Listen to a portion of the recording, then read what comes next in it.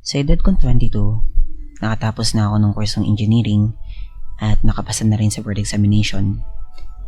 Ito marahil ang naging dahilan kaya kinuha ako ng university kung saan din ako nakatapos upang magturo. Magaganda naman yung mga records ko nun sa school. Active din ako sa mga extracurricular activities nun. Kaya masasabi ko na naging mabuti at saka masipag akong estudyante. Hindi naman ako nagdalawang isip at tinanggap ko yung trabahong yun. Sa panahon kasi ngayon, ang hirap humanap ng trabaho. Kaya kung ano yung opportunity na nandyan, tinatanggap ko na.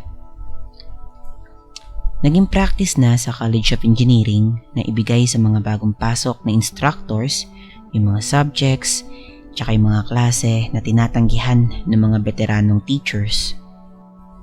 Ako, bilang bagong instructor, ay nabigyan ng special class na pawang 5th year irregular students. 7 lamang sila sa klase at ang ilan pa sa kanila ay naging classmate ko pa nung ako'y nag-aaral pa lamang.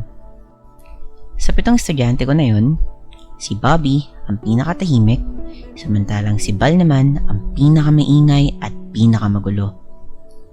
Halos magkakasing edad lang kami, kaya naman yung turingan namin sa isa't isa parang pangbarkada lang. Subalit, may limitasyon pa rin akong ibinibigay sa kanila. Sa oras ng klase, instructor pa rin nila ako at dapat pumasa sila sa mga pagsusulit kung gusto nilang makagraduate. Nang matapos ang isang semestre ay nakapasan man lahat sila. Laking pasasalamat nga nila sa akin kasi nga ilang beses na daw nilang inulit-ulit yung subjects na yun, sa akin lang daw nila natutunan. Kahit hindi ko na estudyante si Bobby at saka si Bal, panay pa rin ang lapit nila sa akin, lalo na kung may gusto silang itanong sa iba pa nilang mga subjects. Mga graduating kasi sila. Kaya naman kailangan nilang ipasa lahat ng naiwan nilang subjects. Halos araw-araw ay laman sila ng faculty room namin, naghihintay sa bakanting oras ko. Di ko din naman sila binigo at patuloy pa rin yung mga pre-tutorial na ginagawa ko para sa kanila. Lalo kami naging malapit sa isa't isa sa mga sumunod pang mga araw. Naiimbitahan pa nga nila ako sa mga gimmick nila at doon, lubos kong nakilala yung magkaibigan. Hindi ko din maipaliwanag sa aking sarili kung bakit ba bigla na lang akong humanga sa kakisigan at kagwapuhan ni Bobby nung una ko siyang nakita na hindi naka-uniforme. Palibhasa, nasanay akong makita sila na naka-uniform. Sa forma ni Bobby ay halata na galing siya sa pamilya mayaman. Makinis yung moreno niyang balat. At yung mga mata niya parang palaging nakangiti. Kahit sa gimikan, si Bobby pa rin talaga yung pinakatahimik. Pero kung ngumiti naman siya, sulit na yun kahit hindi siya magsalita. Si Bal naman, komikero pa rin, maingay, at siya yung nagdadala ng saya sa aming tatlo. Sa tuwing gigimik kami at naabutan kami ng madaling araw, sa apartment ko na sila pinatutulog. Ako lang naman kasi yung mag-isa doon. Tsaka medyo malaki din naman yung nakuha ko na apartment na yun. Dahil lalaki naman kaming tatlo, kahit ba nakabrip lamang kaming matulog ay walang problema. Siguro dala ng kalasingan namin ay kung saan na kami humilata. Maliit lang kasi yung kama ko. Kaya kung sino yung mauuna doon, yun na yung pagbibigyan namin. Pero mas madalas, kung sino yung pinakalasing, siya yung pinagbibigyan. Sa tuwing nakikita ko yung katawan ni Bobby na tanging brief lamang yung suot ay lalo akong maanga sa kanya. Ewan ko ba, hindi ko maiintindihan yung nararamdaman ko kay Bobby. Nahihiya man ako ay nilakasan ko yung loob ko na ipagtapat yun kay Val. Hindi naman na nagtaka si Val kasi noon pang man daw ay napapansin niya na may pagtingin ako kay Bobby. Nagpatulong ako sa kanya na aminin yung nararamdaman kong to para din hindi na din maghirap yung kalooban ko. Sa isang gimmick naming tatlo, sinumulang sabihin ni Bal yung tungkol sa nararamdaman ko para sa kanya. Nagulat si Bobby nung nalaman niya yun. Pare naman, Walang ganyanan. Magkakaibigan tayo tapos papatusin mo pa ako. Ang biglang naibulalas ni Bobby sa akin. Nais ko lang naman malaman mo kung ano yung nararamdaman ko. Mahirap naman tago ko to habang buhay. Ang taging naging tugon ko na lamang sa kanya. Biglang umentra si Bal at nagsabing, Oh. Ano ba kayo? Kung hindi pwede, di wag. Ang mahalaga, nalaman natin yung totoong damdamin ng isa't isa. Ay, kalimutan nyo na nga muna yan at mag-inom na nga lang muna tayo. Oh, tagay! Nagpatuloy kami sa aming inuman, pero hindi na namin pinag-usapan yung topic na yun. Halos ating gabi na kami natapos uminom, pero hindi na sila natulog sa apartment ko. Iyon na rin pala yung huling gimmick naming tatlo. Kahit sa school ay umiiwas na sa akin si Bobby. Si Bal naman, ganun pa rin yung turing niya sa akin. Hanggang sa dumating yung kanilang graduation. Lalong hindi ko na nakita si Bobby. Kahit may trabaho na si Bal, paminsan-minsan ay dumadalaw pa rin siya sa school o sa apartment kung may panahon siya. Subalit si Bobby, tuluyan na yatang nakalimutan ako. Kahit ganun pa man, panay pagtatakip ni Bal sa kaibigan. Si Bal ang naging hingahan ko ng sama ng loob tungkol kay Bobby at pati na rin ng tungkol sa trabaho ko. Kaya alam ni Bal kung gaano ko kamahal si Bobby. Nang dumating yung birthday ko, naging sorpresa ni Bal ang pagdating ni Bobby. Sa apartment lang ako naghanda kasama ang mga co-teachers ko at ilang estudyante na tumulong sa pagpe-prepare ng lahat. Nang mag-uwian na ang mga bisita, naiwan si na Bobby at Bal. Medyo nakainom na kami ng mga oras na yun kaya naman nabanggit ko muli kay Bobby yung nararamdaman ko at ang lubos na galak na dulot ng kanyang pagdalo sa aking karawan. Hindi lang yan yung sorpresa ko sa'yo. Bahala na si Bobby yung magsabi ha. Ang ibinulong sa akin ni Bal sabay labas ng apartment na nagpaalam na magpapalamig na muna. Sa iyo ako ngayong gabi. Biglang sinabi ni Bobby sa akin na makalabas ng apartment si Bal. Nagulat ako sa sinabi ni Bobby. Bigla niya akong hiniyakap at hinalikan sa labi. Parang tinamaan ako ng kidlat sa mga sandaling yun. Biglang nag-init yung buong katawan at kinantihan ko rin naman siya sa ginawa niya sa akin.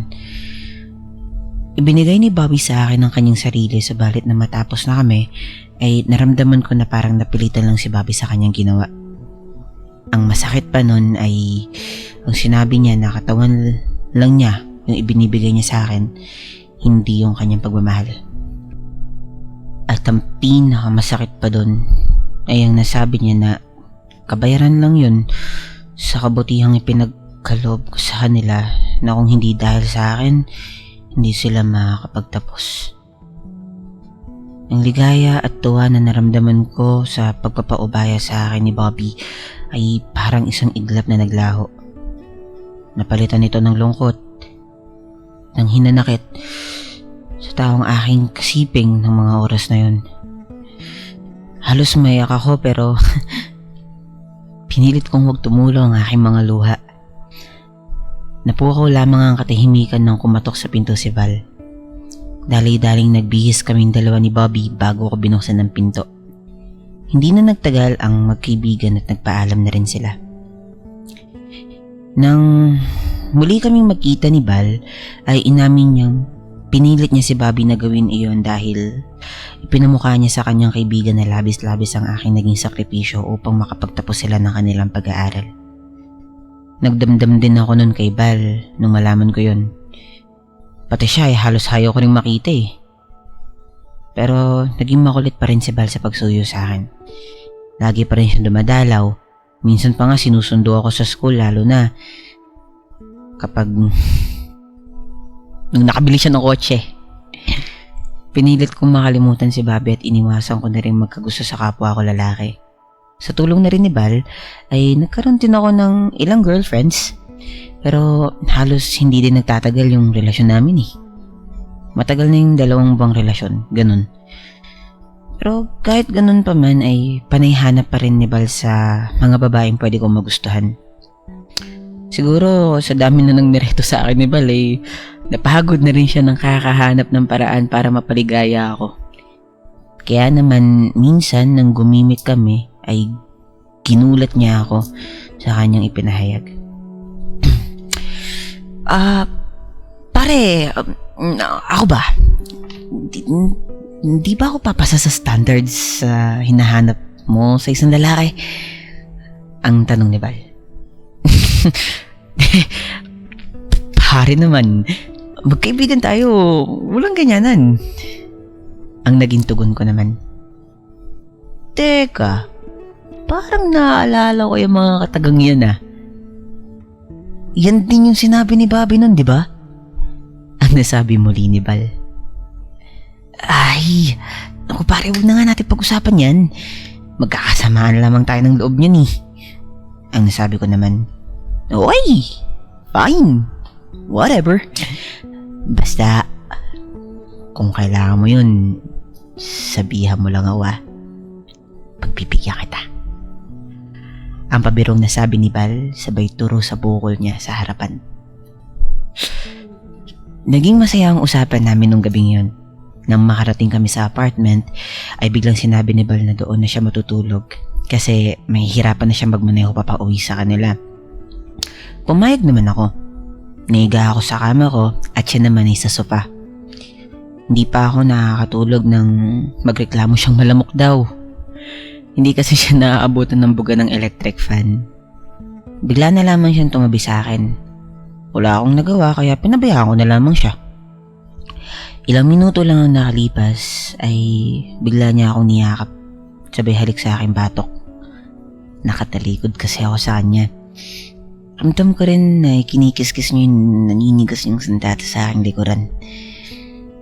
Dahil sa ginagawa sa akin ni Bal ay nakaramdam ako ng pag-init ng buong katawan ko. Pero pinigilan ko pa rin ang sarili ko at hinayaan ko na lamang siya sa susunod pa niyang gagawin sa akin. Hinalikan niya ang aking leeg habang pinipilit niya ang aking katawan humarap sa kanya. Hanggang sa tuluyan niya ng mahalikan yung mga labi ko. Gumanti rin naman ako ng halik sa kanya hanggang sa tuluyan ko na rin matikman ang pagkalalaki ni Bal. Bigay na bigay sa akin si Bal. Hindi ko man lang naramdaman na napipilitan lang siya. Hindi tulad nung kami ni Bobby yung nagsiping. Kinaumagahan masayang masaya si Bal. Kaya naman panay usisa niya sa akin. Masaya ka ba sa nangyari sa atin? Ang tanong ni Bal sa akin. Medyo. Ang maikli kong tugon sa kanya. Bigla niya akong kiniliti sa tagiliran. Sabay tanong muli. Masaya ka ba o hindi? Oy, anong isa? Ewan. Ang naging tugon ko sa kanya. Aba yan! Daya mo naman! Ang tagal-tagal kong hinihintay yung pagkakataon na yun. Para masabi ko rin nararamdaman ko sa'yo. Magawa yung gustong gusto kong gawin sa'yo. Tapos ganun lang sasagot mo sa akin. Ang nasabi naman ni Bal sa akin.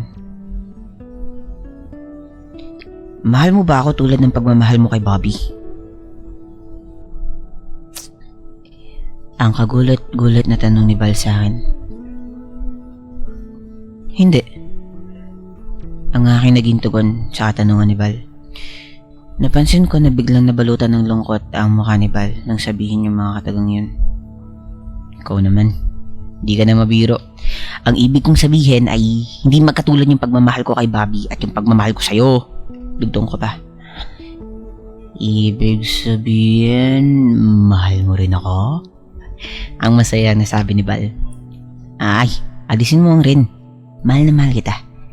Ikaw lang pala hinihintay ko kung sino-sino pang napagtuunan ko ng pagmamahal. Ikaw lang pala yung karapat dapat kong mahalin. Ang buong pagmamalaki kong sabi kay Bal. Wakas,